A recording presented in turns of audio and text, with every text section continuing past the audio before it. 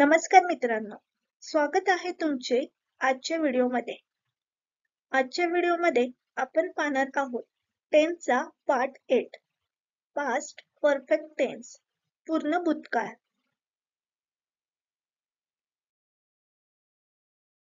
Past perfect tense, पूर्ण भूतकाळ.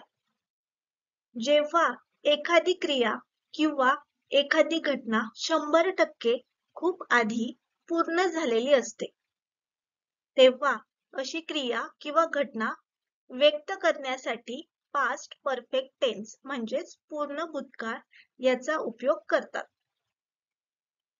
जेव्हा एखादी क्रिया खूप आधी कंप्लीट झालेली आहे, अशा वेळी आपण पास्ट परफेक्ट टेन्स म्हणजेच पूर्ण भूतकाळाचा वापर करतो. उदाहरणार्थ, पाऊस थांबला होता. पाऊस थांबला होता. पाऊस पडण्याची जी काही क्रिया आहे ती खूप आधी पूर्ण झालेली आहे. 100% पाऊस पडण्याची जी काही क्रिया आहे ती पूर्ण झालेली आहे. म्हणून आपण काय म्हणतो, पाऊस थांबला होता. हे सेंटेन्स कसं होईल? The rain had stopped. हे सेंटेन्स पास्ट परफेक्ट टेन्स म्हणजेच पूर्ण भूतकाळातलं आहे, कारण या सेंटेन्स मध्ये पाऊस थांबण्याची जी काही क्रिया आहे ती 100% पूर्ण झालेली आहे. म्हणून हे सेंटेन्स पास्ट परफेक्ट टेन्स या टाइपचं आहे. जेव्हा इंग्रजी वाक्यात सब्जेक्ट नंतर वाक्याच्या दुसऱ्या स्थानी हॅड हे ऑक्झिलरी वर्ब वापरलेले असते आणि त्याच्या सोबत एखादे पास्ट पार्टिसिपल वापरलेले असते, तेव्हा त्या वाक्याला पास्ट परफेक्ट टेन्स चे वाक्य म्हणतात. तर परफेक्ट टेन्स ओळखण्यासाठी आपण वाक्यामध्ये पाहतो की त्या वाक्यात हॅव, हॅड आणि हॅज यापैकी एखादं ऑक्झिलरी वर्ब आहे की नाही. ज्या वाक्यामध्ये हॅव, हॅड किंवा हॅज या तिन्हीपैकी एखादं ऑक्झिलरी वर्ब असेल तर ते वाक्य किंवा ते सेंटेन्स कोणत्या प्रकारचं असेल? परफेक्ट टेन्स असेल. आता परफेक्ट टेन्स मध्ये पुन्हा 3 टाइप आहेत, प्रेझेंट, पास्ट आणि फ्युचर. तर आपण या भागाआधी म्हणजे या 8 पार्ट आधी 7 पार्ट पाहिलेला आहे, तो होता प्रेझेंट परफेक्ट टेन्स. त्यामध्ये आपण हॅव किंवा हॅज हे ऑक्झिलरी वर्ब वापरलेलं होतं. तर प्रेझेंट टेन्स मध्ये आपण हॅव आणि हॅज हे ऑक्झिलरी वर्ब वापरतो. जेव्हा वाक्यामध्ये हॅव किंवा हॅज असेल तर ते सेंटेन्स प्रेझेंट टेन्स मधलं असतं. जेव्हा वाक्यामध्ये हॅड असेल तेव्हा ते सेंटेन्स पास्ट परफेक्ट टेन्स मधलं असतं. तर ज्या सेंटेन्स मध्ये सब्जेक्ट नंतर हॅड हे ऑक्झिलरी वर्ब वापरलेलं असेल आणि त्याच्या सोबत पास्ट पार्टिसिपल म्हणजेच वर्बचा थर्ड फॉर्म क्रियापदाचं तिसरं रूप असेल तर ते वाक्य पास्ट परफेक्ट टेन्सचं असतं. पास्ट परफेक्ट टेन्सचं स्ट्रक्चर आहे subject plus had plus verb third, means वर्बचा थर्ड फॉर्म प्लस ऑब्जेक्ट, कर्ता प्लस हॅड प्लस क्रियापदाचे तिसरे रूप. तर प्रेझेंट टेन्स मध्ये आपण हॅव किंवा हॅज या दोन्ही पैकी एक ऑक्झिलरी वर्ब वापरतो.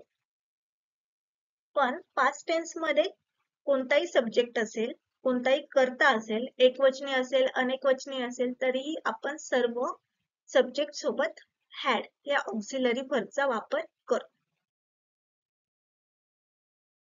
जेव्हा मराठी वाक्याच्या अगदी शेवटी होता किंवा होती किंवा होते यापैकी एखादे क्रियापद वापरलेले असते आणि त्याच्या आधी लच्या बाराखडीतील भूतकालवाचक धातू साधित वापरलेले असते, तेव्हा हे मराठी वाक्य इंग्रजीमध्ये रूपांतरित करताना पास्ट परफेक्ट टेन्सचा उपयोग करण्यात येतो.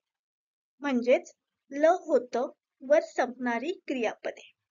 ज्या वाक्यामध्ये ल होतं वर संपणारी क्रियापदे असतात ते वाक्य जेव्हा आपण इंग्रजीमध्ये रूपांतरित करतो, ट्रान्सलेट करतो, तेव्हा आपण पास्ट परफेक्ट टेन्सचा वापर करतो. पास्ट परफेक्ट टेन्सचा वापर करतो म्हणजे याचं स्ट्रक्चर काय आहे? Subject plus had plus V3 plus object. तर आपण या स्ट्रक्चरचा वापर करून ते सेंटेन्स ट्रान्सलेट करतो. उदाहरणार्थ लिहिलं होतं, पाहिलं होतं, वाचलं होतं. अशा प्रकारचे जेव्हा क्रियापदे येतात तेव्हा ते वाक्याचा प्रकार कोणता असतो? पास्ट परफेक्ट टेन्स, पूर्ण भूतकाळ.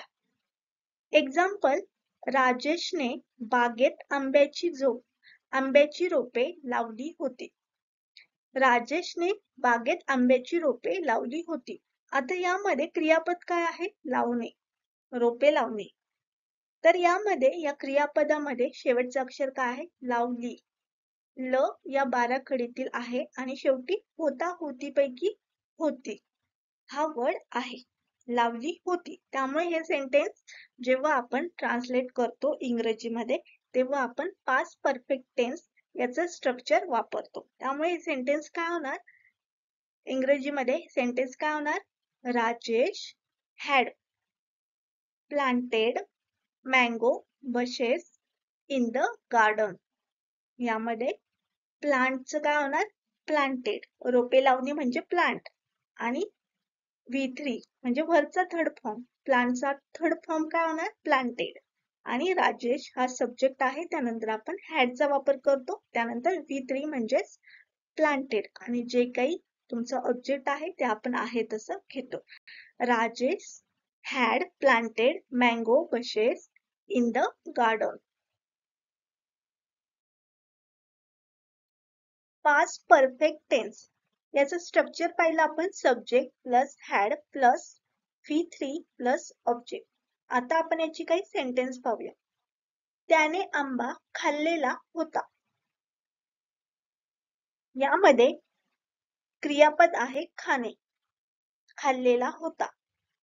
तर यामध्ये शेवटचं अक्षर आहे ला, खाल्लेला होता. त्यामुळे हे सेंटेन्स पूर्ण भूतकाळाचं आहे आणि हे ट्रान्सलेट करत असताना आपण पास्ट परफेक्ट टेन्सचं स्ट्रक्चर वापरतो. हे सेंटेन्स कसं होणार? त्याने आंबा खाल्लेला होता. He had eaten a mango. यामध्ये खाणे म्हणजे eat आणि याचा थर्ड फॉर्म आहे eaten. He had eaten a mango. Second sentence आहे मी निबंध लिहिलेला होता. I had written an essay. Third sentence आहे राजने वर्तमानपत्र वाचलेले होते. Raj had read the newspaper. Raj had read the newspaper. रीडचा थर्ड फॉर्म आहे रेड. त्यामुळे आपण स्पेलिंग जरी सेम असेल तरी आपण याचा उच्चार करत असताना रेड म्हणतो. राज हॅड रेड द न्यूजपेपर. ते पुण्यात राहिलेले होते. They had lived in Pune. Next sentence पक्षी आकाशात उडालेले होते. Birds had flown in the sky.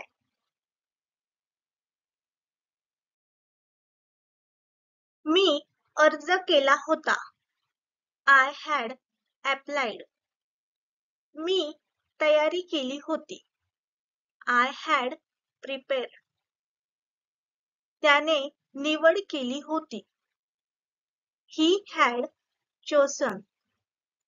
मी पसंती दाखविली होती. I had approved. त्याने प्रतिबंध केला होता. He had prevented. तो विसरला होता. He had forgotten.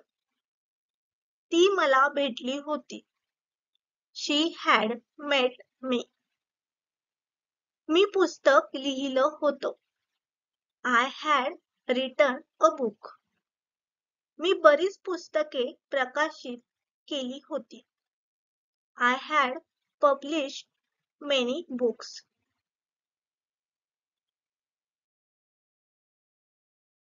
त्याला उशीर झाला होता. He had got late. त्याला उशीर झाला होता का? Had he got late? त्याला उशीर झाला नव्हता. He had not got late. त्याने कपडे व्यवस्थित घातले नव्हते. He hadn't dressed properly. त्याने नक्कल केली नव्हती. He hadn't copied. त्याने परवानगी घेतली नव्हती. He hadn't taken permission. मी सल्ला दिला होता. I had advised him. 2 दिवसांपूर्वी मी एक फुलदाणी फोडली होती. I had broken a flower pot 2 days ago. आम्ही आमची उजळणी गेल्या रविवारपासून सुरू केली होती. We had begun our revision since last Sunday. ते काल सकाळी शिक्षक प्रमुखांना भेटले होते. They had met the headmaster yesterday morning.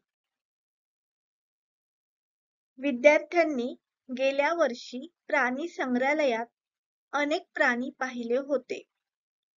Students had seen many animals in the zoo last year.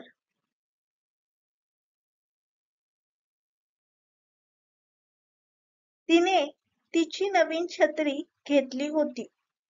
She had taken her new umbrella. ते शाळेचा गृहपाठ विसरले होते. They had forgotten school homework. शोभाने तिचे जुने कपडे एका गरीब बाईला दिले होते. शोभा had given her old clothes to a poor woman. मी दरवाजा उघडला होता. I had opened the door.